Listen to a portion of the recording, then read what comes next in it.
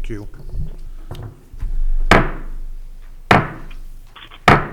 Call the January 25th, 2021 City Council Committee of the Whole to order. The clerk will call the roll. Arevalo, Present. Brereton, Here. Fleury, Present. Frank, Here. Freeman, Here. McGee, Here. Porter, Here. Ratcliffe, Ratcliffe is absent. Snow, He'd probably gonna be absent. Snow is absent. Stevens, Here. 8 present. Thank you. Terry Snow was put on a respirator this afternoon, so that's probably why Dan is not here. Thank you, Madam Clerk. Under public comment tonight, we have one individual for comment, Mr. Greg Brown from Belvedere Community Unit School District number 100, to speak to us on impact fees. Mr. Brown, would you come up here and take the podium, please?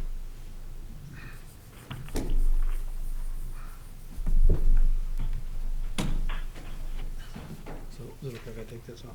You can take it up, make sure. Keep my glasses from fogging up here.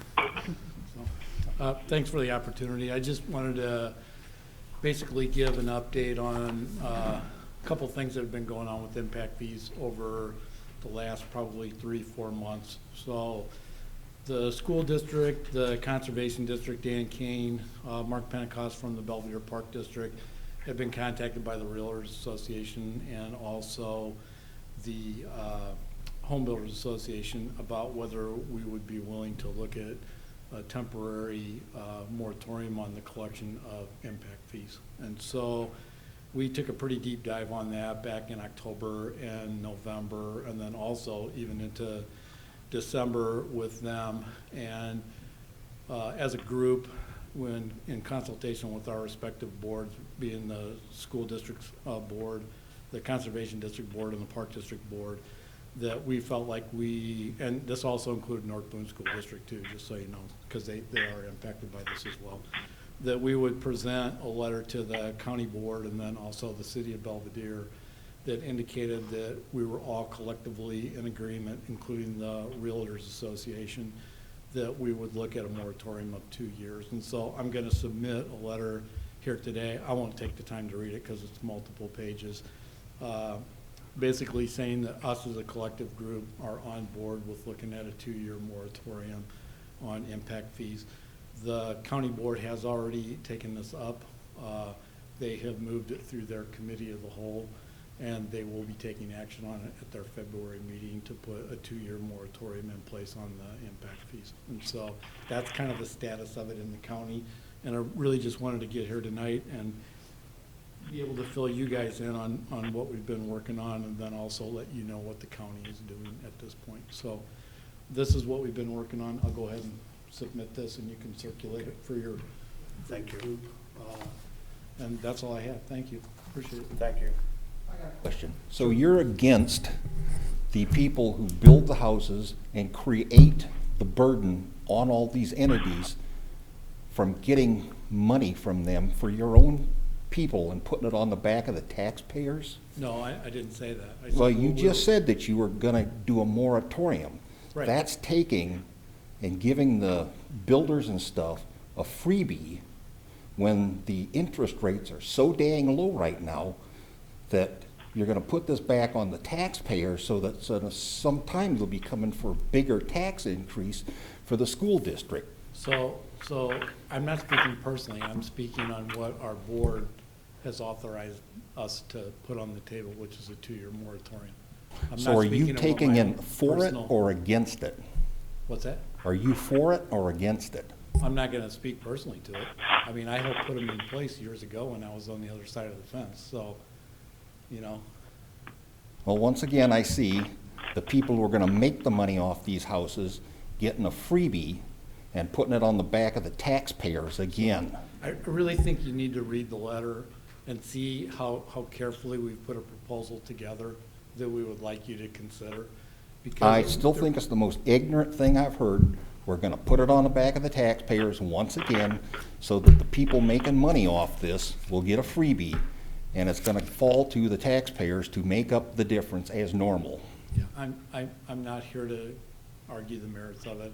I'm here to report what our board has authorized us to do, what the Park District's board has authorized to do, and what the Conservation District's board is authorized to do. And it's up to you guys to decide what you want to do. I'm not here to try and convince you one way or the other. I'm just expressing what our willingness is to go along with a proposal that would put these at an abeyance for a period of 2 years, so we could analyze the existing ordinances and make adjustments to them if we need to, so we could analyze what the true impact fees are. The builders will tell you that because of impact fees, we haven't seen any construction. Now, that could We be haven't the seen case or any it could not be construction the case. because we had a recession from people overbuying, they couldn't pay for them. I'm not gonna argue this with you, okay? I'm not Our gonna argue interest this. rates are low as hell. I'm and- done. Well, have yourself a nice night. Well, if And you're gonna argue with me, I'm willing to- I'm gonna argue because it's stupid, and I'm for the taxpayers, not the builders. You're for the builders. Have any taxpayers come up and said, hey, have a nice night?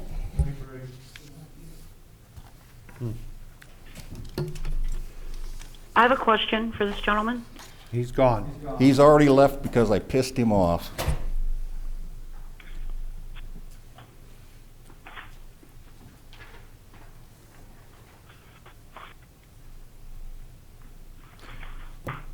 I think it's always appropriate if we treat people who come to speak in public comment. No, because when you With ask manners. questions of these people, With and they manners. can't ask them, Anybody can come and speak in public comment, and we typically do not react to people who speak in public comment. What we do is we put an item on the agenda, which then opens up for the entire council to discuss the issue. Just like I never respond to people who come and talk in public comment, whether I agree with them or do not agree with them, because that is something that we put in as a policy so that everyone could feel secure in coming and expressing their viewpoint in front of our body without feeling that there were repercussions or they would get put on a grill or anything else like that. And so, you know, that's the reason we do it the way we've done it. If you want to change it so that someone in public comment, we can enter into some type of an argumentative situation, then we need to examine that and have the entire council approve it. well, unfortunately, I'm for the citizens and taxpayers, not the builders and anybody who's gonna make a nickel off this. And that's what he's pushing for, are the people who are gonna make money off this.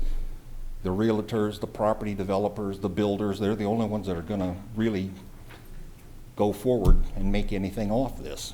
Well, I'm not going to make comment on this either. It was public comment. So we'll move on with the agenda. Hey, Mayor, excuse me, I just have a question, not about that, about something else. Okay? Is the gallery required to wear masks or no? What's the policy here? The policy in City Hall has been if we are properly distanced, it is up to the individual whether or not they decide to wear a mask. In some instances, if you have to talk a lot, a mask can kind of be an impingement, because particularly if you're like me and you wear glasses, I have yet to figure out how to keep mine from fogging up if I'm trying to read something and talk. I'm just curious if, you required that the gallery wear masks, so if we don't have to wear masks, then I guess nobody has to wear masks. If you are properly distanced, we have no policy that you have to wear a mask in the meeting. All right, thank you. You're welcome. There are some in the council who have asked us if we're in their vicinity to respect their wishes and wear a mask, and so we try to respect the wishes of each individual. Thank you. Okay. So, under public forum, we have none. Under reports of officers, boards, and special committees, under public safety unfinished business, there is none to discuss this evening. And under public safety new business, the police department will provide us with an update. Chief?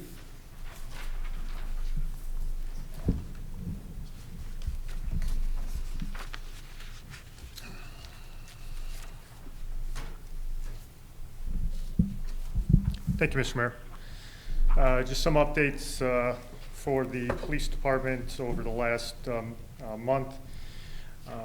Detective David Bird has been promoted to the rank of sergeant due to the retirement of Sergeant Pat Staples on January 8th after 23 years. The Fire and Police Commission and the Police Department had a meeting last week, and they approved us to start taking lateral candidate applications.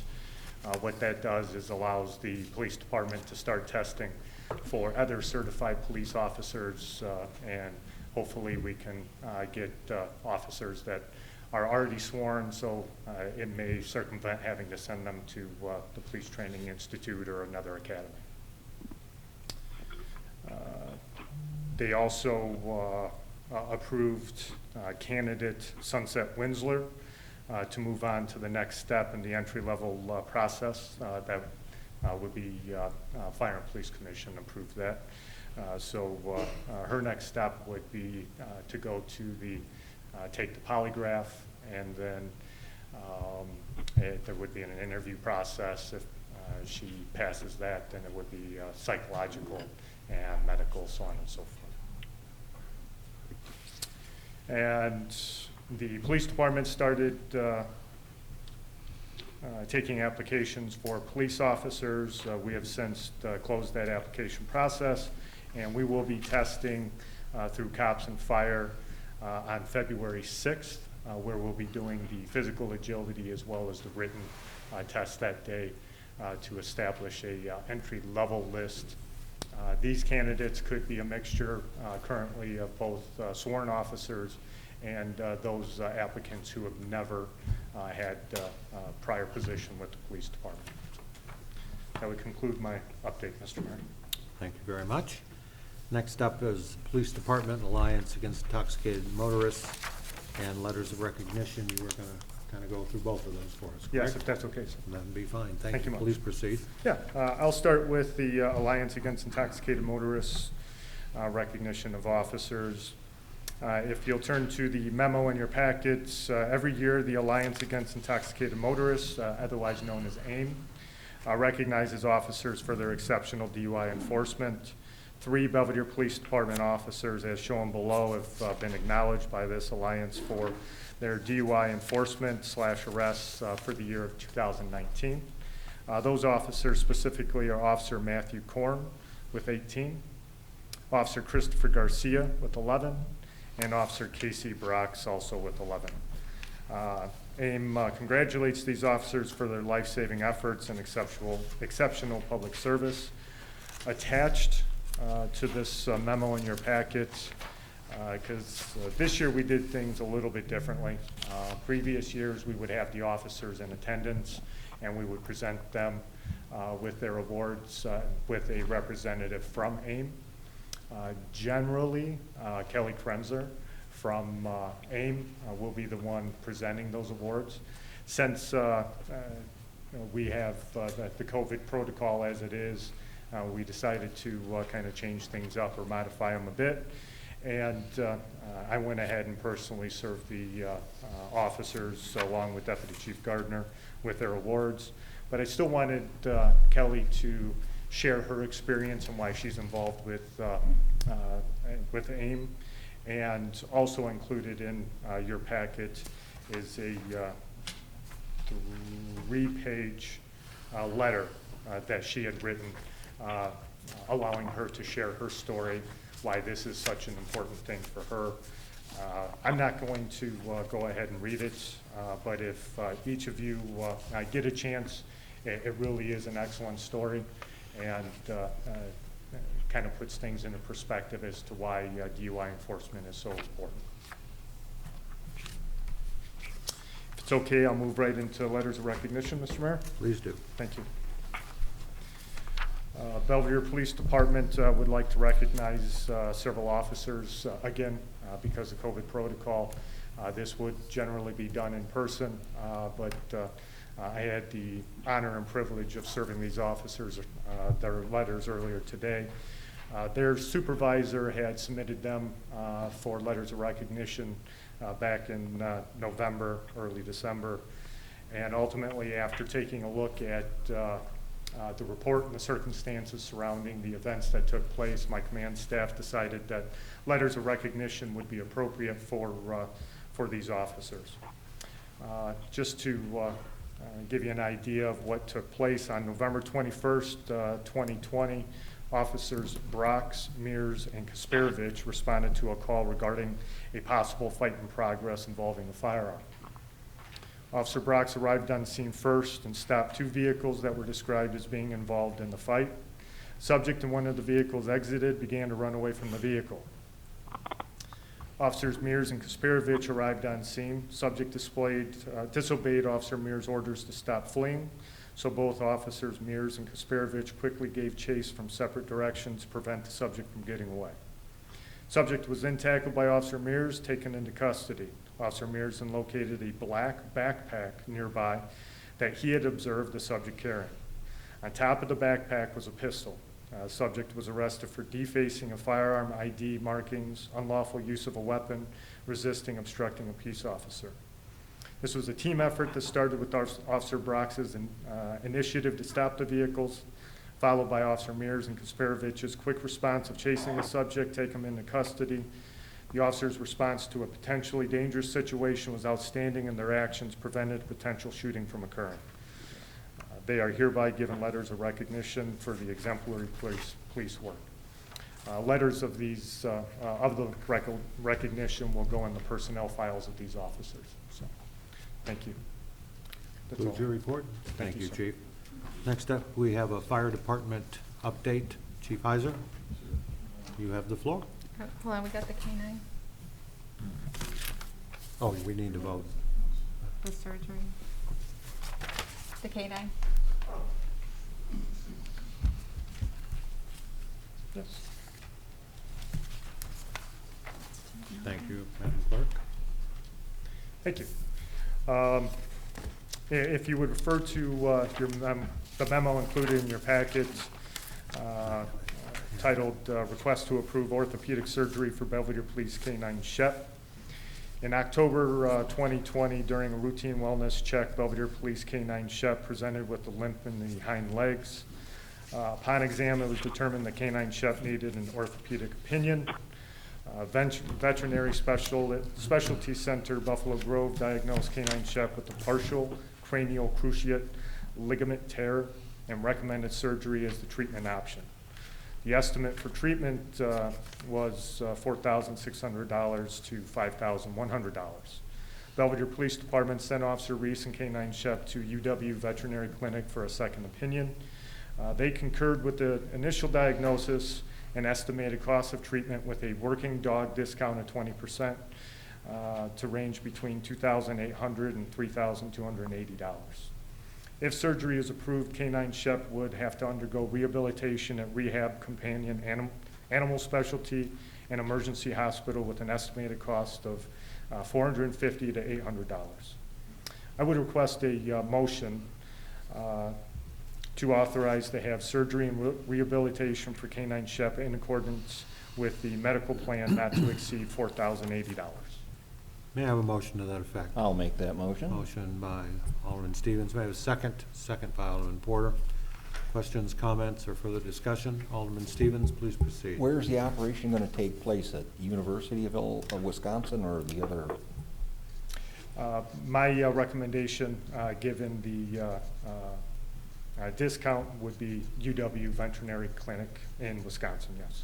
Okay, they are a very good hospital up there. I've taken pets up there and they are fantastic. Yeah, we've had good luck with them in the past as well. Additional questions or comments concerning the motion now on the floor? I have a question. Alderman Freeman, please proceed. Thank you.